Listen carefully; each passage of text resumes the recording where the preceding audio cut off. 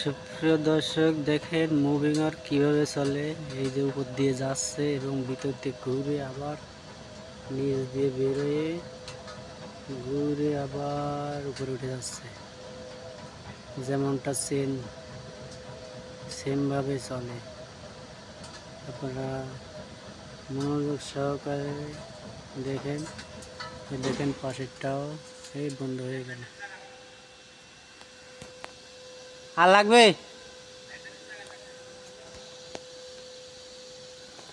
নাকি রিসেট করে দেবো?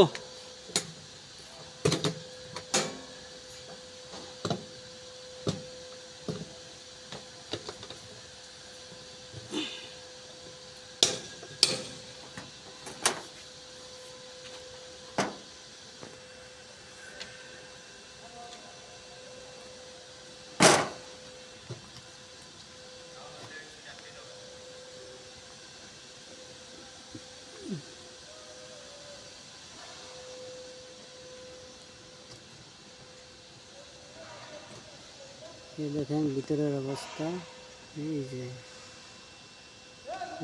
ঘুরে আসে।